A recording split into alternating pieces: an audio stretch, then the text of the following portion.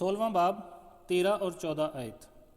پھر میں نے اس اژدہا کے منہ سے اور اس حیوان کے منہ سے اور اس جھوٹے نبی کے منہ سے 3 ناپاک روحیں مینڈکوں کی صورت میں نکلتے دیکھیں۔ یہ شیاطین کی نشان دکھانے والی روحیں ہیں جو قادر مطلق خدا کے روز عظیم کی لڑائی کے واسطے جمع کرنے کے لیے ساری دنیا کے بادشاہوں کے پاس نکل کر جاتی ہیں۔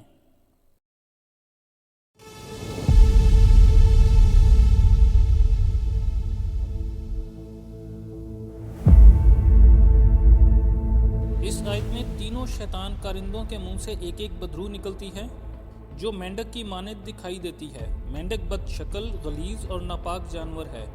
جب مصر کی سرزمین مینڈکوں سے بھر گئی اور وہ تنگ آ گئے تو موسیٰ کی دعا سے وہ تمام مینڈک مر گئے، لیکن ان سے اتنی بدبو پیدا ہوئی کہ مصری برداشت نہ کر سکے۔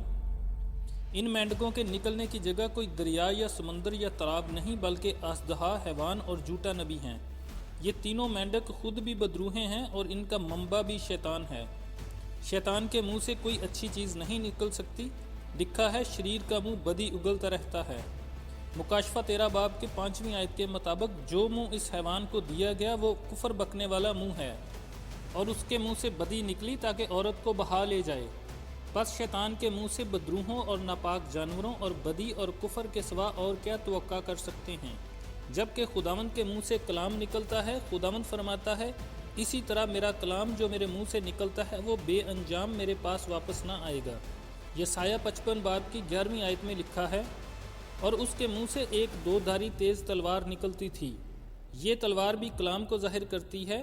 لکھا ہے خدا کا کلام زندہ اور مؤثر اور ہر ایک 2 دھاری تلوار سے زیادہ تیز ہے۔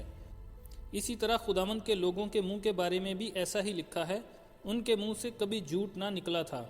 کلام مقدس میں لکھا ہے، اور کوئی گندی بات تمہارے منہ سے نہ نکلے۔ مینڈکوں کے بارے میں ایک بات یاد رکھنی چاہیے کہ یہ نہیں لکھا کہ یہ 3 ناپاک روحیں مینڈک ہیں، بلکہ مینڈکوں کی صورت میں ہیں، جس سے مراد یہ ہے کہ مینڈک یہاں حقیقی صورت میں نہیں بلکہ روحانی معنوں میں استعمال کیے گئے ہیں۔ یہ روحیں ایک خاص لڑائی کے واسطے فوجیں جمع کرنے کے لیے ساری دنیا کے بادشاہوں کے پاس جاتی ہیں۔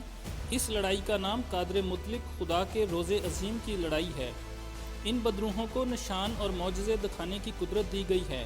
خداوند مسیح نے متی 24ویں باب کی 24 آیت میں ایسے جھوٹے مسیح اور جھوٹے نبیوں کی طرف سے خبردار کیا جو بڑے بڑے نشان اور عجیب کام دکھائیں گے۔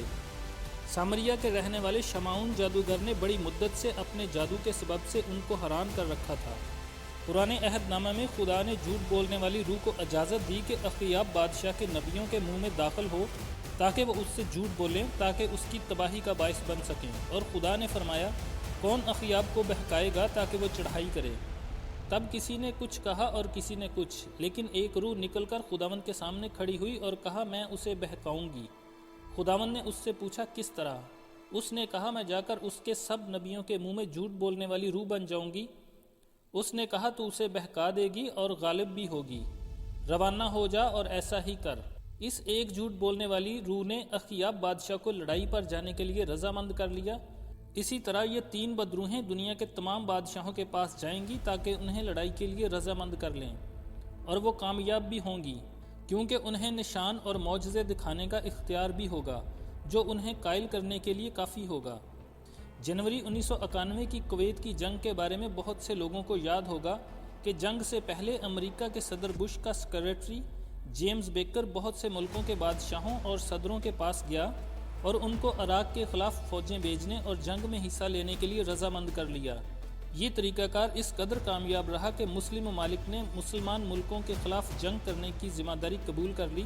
اب آخری زمانہ میں شیطان اسی ڈپلومیسی کا طریقہ کار استعمال کرے گا اور اپنی 3 بدروحوں کے ذریعے دنیا کے سب بادشاہوں کو اسرائیل کے خلاف جنگ کرنے کے لیے جمع کرنے میں کامیاب ہو جائے گا۔ اگر ہم گہرے طور پر دیکھیں تو شیطان ان آخری دنوں میں اپنی بادشاہت قائم رکھنے کے لیے نہایت زبردست چالاکی، ہوشیاری اور مکاری سے کام لے گا، لیکن اس کی چالاکی ہی اس کی تباہی کا باعث بن جائے گی، کیونکہ سب سے اوپر کنٹرول خدا ہی کا ہے۔ بلکہ خدا دریائے فرات کو خشک کر کے قوموں کو جنگ کرنے کے لیے جمع ہونے میں مدد بھی دے گا۔ پھر دریائے فرات پر بندھے ہوئے 4 فرشتے چھوڑے جائیں گے، وہ بھی اسی سلسلے میں کام کریں گے۔ گویا کہ تیسری جنگ عظیم میں بھی جو حصہ لیں گے وہ سب شیطانی تاثیر کے ماتحت حصہ لیں گے، اور یہ ساری جنگ شیطانی جنگ ہوگی۔ دوسری جنگ عظیم کو شاید کسی نے شیطانی جنگ نہیں کہا ہوگا، لیکن وہ بھی شیطانی جنگ تھی۔ ہٹلر کو شروع سے آخر تک شیطان بہکاتا اور ابھارتا رہا۔ شیطان کی ایک خاص بدرو اس کو بہکایا کرتی تھی اور وہ اس کے زیر اثر وہ اپنے فیصلوں پر اتنی سختی سے عمل کرتا تھا کہ کسی شخص کی فرق رائے کو ہرگز قبول نہیں کرتا تھا۔ اس تیسری جنگ عظیم میں بھی بالکل اسی طرح کا عمل نظر آئے گا۔ داؤد نے قوموں کے اس طرح جمع ہونے کے بارے میں کہا، قومیں کس لیے طیش میں ہیں اور لوگ کیوں باطل خیال باندھتے ہیں؟ خداوند اور اس کے مسیح کے خلاف زمین کے بادشاہ صف آرائی کر کے اور حاکم آپس میں مشورہ کر کے کہتے ہیں، آؤ ہم ان کے بندھن توڑ ڈالیں اور ان کی رسیاں اپنے اوپر سے اتار پھینکیں۔ شیطان کی نقل کرنے والی عادت کا ایک اور مظہر ملاحظہ کرنے کی ضرورت ہے۔ شیطان نے پاک تثلیث کے مقابل ناپاک تثلیث تو پیدا کر ہی لی ہے، اب وہ 3 کا عدد بھی اپنے کارندوں کے لیے استعمال کرتا ہے۔ سدوم اور عمورہ پر آگ نازل کرنے کے لیے 3 آدمی ابراہیم کے پاس بھیجے گئے۔ اگر 3 شخص نوح، دانیل اور ایوب کسی ایسے شہر میں ہوں جس کو خدا ہلاک کرنا چاہتا ہو، تو یہ 3 اشخاص صرف اپنے آپ کو ہی بچا سکیں گے۔ زکریا 11 باب کی 8ویں آیت میں خدا نے 1 مہینے میں 3 چرواہوں کو ہلاک کیا۔ یوحنا رسول لکھتا ہے، گواہی دینے والے 3 ہیں، روح اور پانی اور خون، اور یہ تینوں ایک ہی بات پر متفق ہیں۔ پہاڑ پر پطرس نے 3 شخصیتوں کو اکٹھا پایا، یعنی موسیٰ، ایلیا اور خداوند، تو کہنے لگے کہ ہم 3 ڈیرے بنائیں۔ شیطان بھی اپنے کاموں کے لیے 3 کارندے استعمال کرتا ہے۔ 15ویں آیت میں خداوند کا اپنے بارے میں یہ کہنا کہ میں چور کی طرح آتا ہوں صاف ظاہر کرتا ہے کہ کلیسیا زمین پر نہیں، کیونکہ کلیسیا کے لیے خداوند چور کی طرح نہیں آتے۔ پولس رسول لکھتا ہے، لیکن تم اے بھائیو تاریکی میں نہیں ہو کہ وہ دن چور کی طرح تم پر آ پڑے، کیونکہ تم سب نور کے فرزند ہو اور دن کے فرزند ہو۔ پھر اس نے مجھ سے کہا، اس کتاب کی نبوت کی باتوں کو پوشیدہ نہ رکھ، کیونکہ وقت نزدیک ہے۔